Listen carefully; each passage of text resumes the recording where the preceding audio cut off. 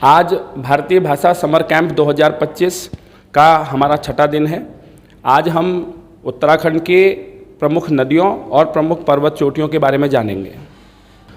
तो आप में से कोई बताएगा उत्तराखंड की प्रमुख नदियों के बारे में? हाथ खड़ा करें जिन्हें मालूम है।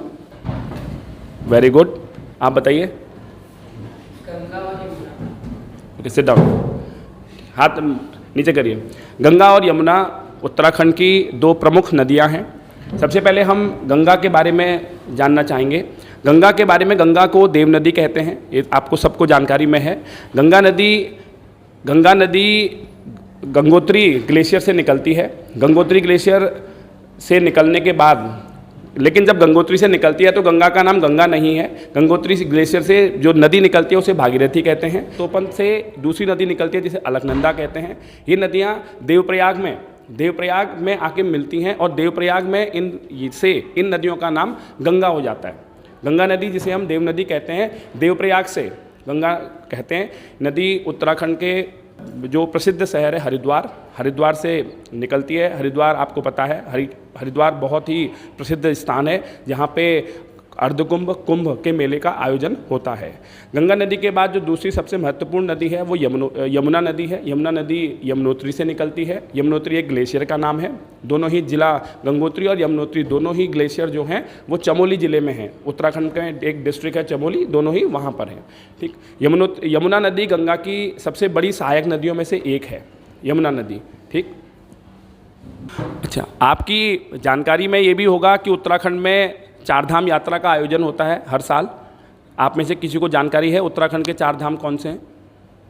किसी को भी जानकारी हो बताएं। केदारनाथ, बद्रीनाथ, यमुनोत्री, गंगोत्री। बहुत सुंदर आंसर। केदारनाथ, बद्रीनाथ, गंगोत्री और यमुनोत्री। गंगोत्री और यमुनोत्री अभी हमने बताया आपको कि गंगोत्री का उद्गम होता है, यमुनोत्री से यमुना का उद्गम होता है। तो जो उत्तराखंड में चारधाम यात्रा होती है उन चारधाम यात्रा में ये दो, गंगोत्री और यमुनोत्री भी हमारे चार धामों में से दो धाम हैं। तो गंगोत्री, यमुनोत्री, केदारनाथ और बद्रीनाथ, ये उत्तराखंड के चार धाम हैं। अब हम उत्तराखंड के प्रमुख पर्वत चोटियों के बारे में चर्चा करेंगे। आप में से किसी को उत्तराखंड की कुछ प्रमुख पर्वत चोटियों के बारे में जानकारी है तो हाथ खड़ा करें। और नंदा देवी के अलावा और? हाथी पर्वत, वेरी गुड, बैठिए।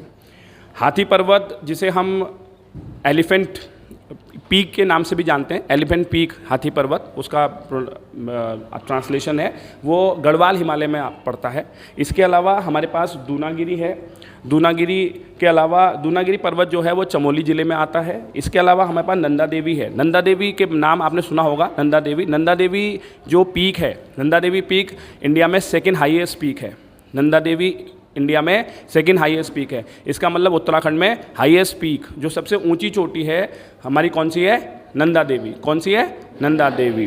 नंदा देवी के अलावा पंचाचूली, आपने सुना है पंचाचूली का नाम? पंचाचूली मुनस्यारी जिला पिथौरागढ़ में पड़ती है। ठीक है, मुनस्यारी पिथौरागढ़ हमारा बॉर्डर डिस्ट्रिक्ट है, चाइना के साथ इसकी सीमाएं लगती हैं।